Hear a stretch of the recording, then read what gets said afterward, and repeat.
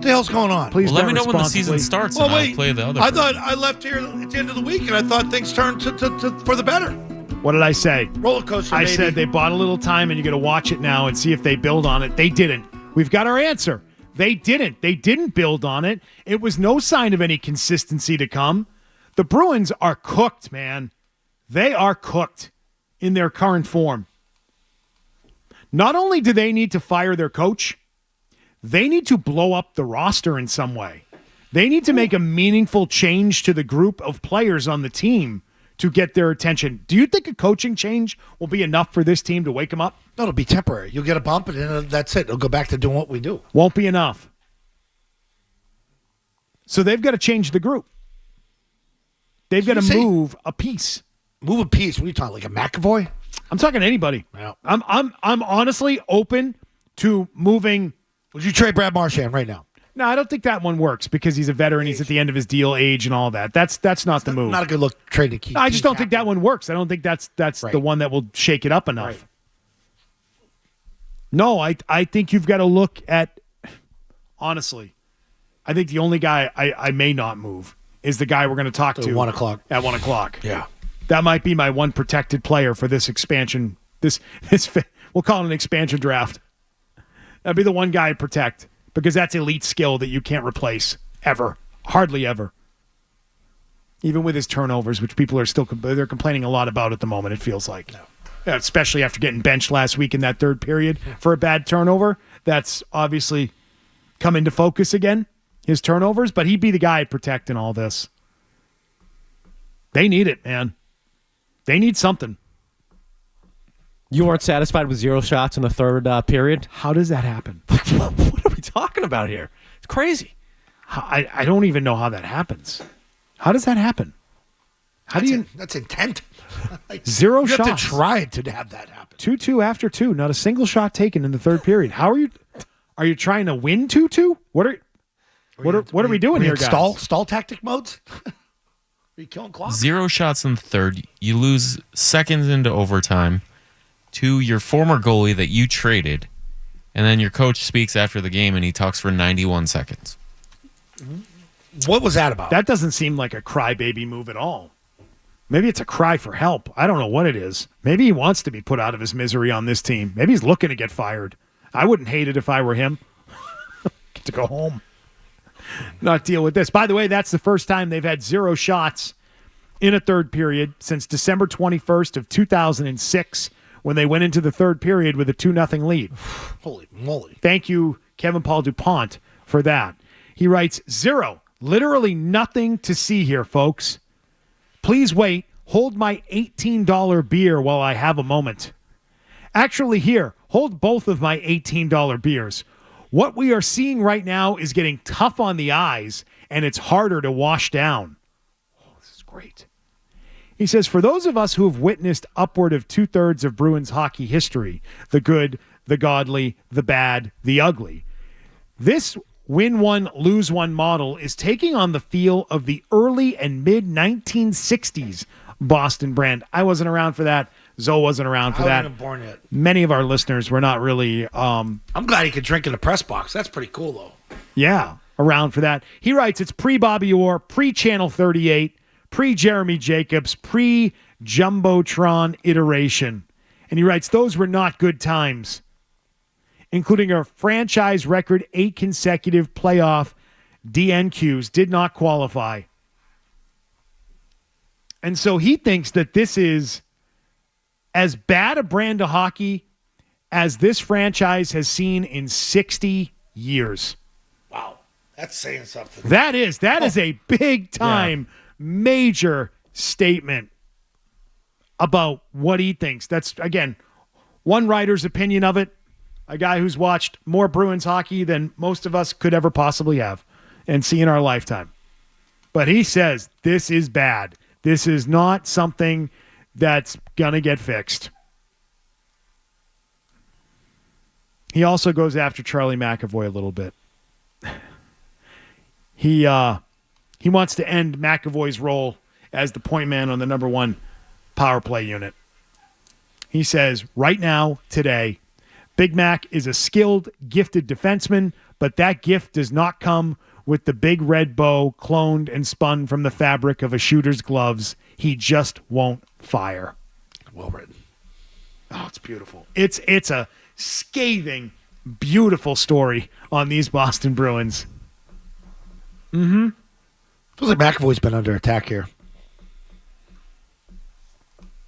He says, not to put the unit's failure all on McAvoy, because he could have shot and still not scored, but, well, he did not shoot. Yet again, failure to launch on Charlie McAvoy right now.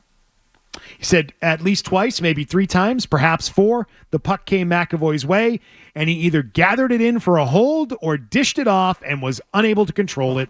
The point is, he consistently opted for the knife instead of the gun. Remember, the guy holding the knife in the gunfight isn't the one left standing when the smoke clears. Isn't this unbelievable? I can Don't you wish you could write like this? He makes me visualize it. Yes. Yeah. That's pretty good. He says if Monty is going to remain fixed on the 4 forwards, 1D power play approach, it's time for Hampus Lindholm to try the role up top. He says he doesn't have McAvoy's overall game heft, but right now, as opposed to last season, he's more prone to shoot and more prone to score. He already has 3 goals, matching his entire output of last season. So, yeah, the Bruins, they couldn't sustain the success. They're right back to square one. They're not putting it together right now. And so I just look at the front office and say, guys, what are you waiting for? Get to work. This is a front office's role. Yeah. Get to work. Let's go. Let's fix it. Let's fire the coach. Let's get a new coach. Let's make a move. Make it different. You're running into the end of whatever this era was. Hard. You're slamming into the wall. So let's put it in reverse. Back up a little bit. Make some changes. See if you can, make this situation better. Yeah. But it's not going to change by just saying, give them time, they'll be better. That's not going to fix their problems.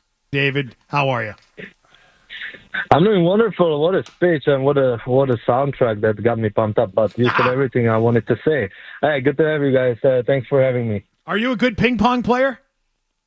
I'm all right. I used to play growing up all the time. Ping pong is very easy. You just grab the racket and smash the ball. So I love ping pong, yeah. This is an event, and we've done other events like with the Patriots or with the Celtics or you name it, the Red Sox, but we've been around you guys for a while now with this event, 5 years now, right?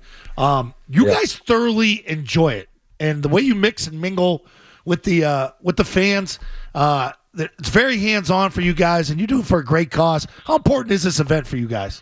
Listen, it's a great event.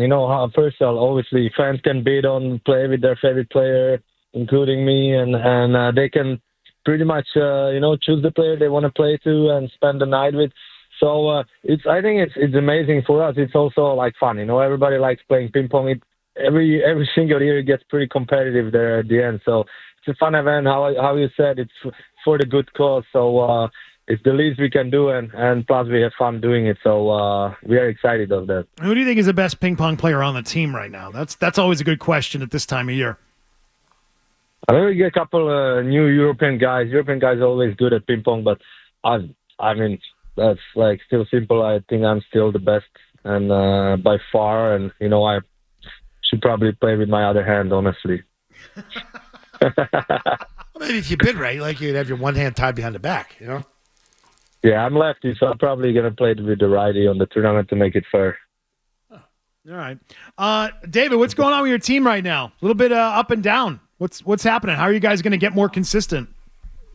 Yeah, listen, we had a good practice. We are on the way to the airport now, heading for the 2-game road trip, big road trip, for our group. So we had a nice, long, hard practice today. We got the opportunity to work on many things. I think, we just need to get back on the winning streak and score some goals, be a little bit more confident and trust ourselves to make some plays, We're talking with David Pastrnak. There's a story circulating today that a lot of people are putting out on social media, an interview that you did talking about being injured over the summer.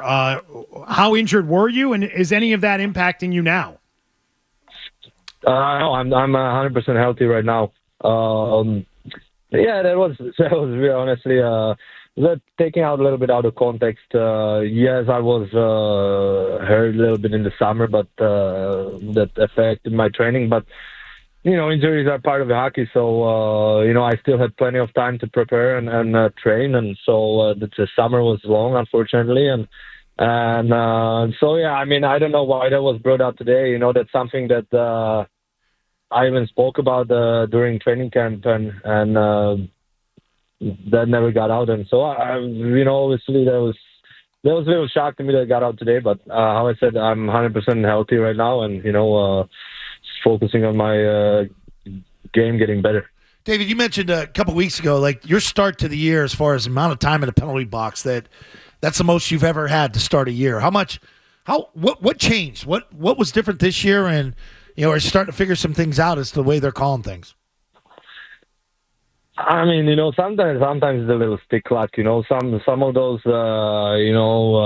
you obviously don't mean to just take those tripping penalties and or high stakes. So what changed? I don't know. I mean, like sometimes, we obviously know we are the most penalized teams in the league, and sometimes they can get in your head, and you start thinking about not taking penalties, and you can take us double more when you think about it. So I think we got much better though last couple of games.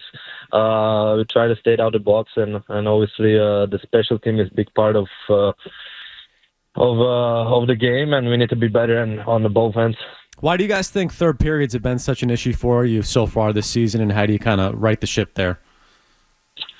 Well, obviously we haven't had the start of the season that we would like, and so that's mean we didn't have enough leads and weren't up in the games enough. Maybe that we play on our heels instead of playing on our toes, but that they can only get better when we start winning, and we need to dialed in. Third period has been always good for this group in the past years, and we have to keep pushing and keep focusing on it. And that last game is right there. It's 2-2 game, tight game. Nothing better than go out there in the third and take the game away. So we didn't do that obviously last game, and that's on us. But we got to be better, and we will be so. All right, David. Well, the event's coming up on November 20th, which is Wednesday, November 20th. It's happening at House of Blues Boston from 3 until 6 p.m. You go to the events page at 985thesportshub.com. You can get all the information, VIP packages, bidding, which is going on right now. Text paddles to 76278 to get in on the bidding. 76278. Yeah, you remember that. Or you can just go to 985thesportshub.com. Get all the information for the 5th annual Pucks and Paddles Ping Pong Tournament with David Pasternak and the crew from the morning. David, appreciate the time as always. Good luck. Thank you for having me. Thanks for listening. See you guys at Pucks and Paddles. All right, very good. See you, Pasta. See ya.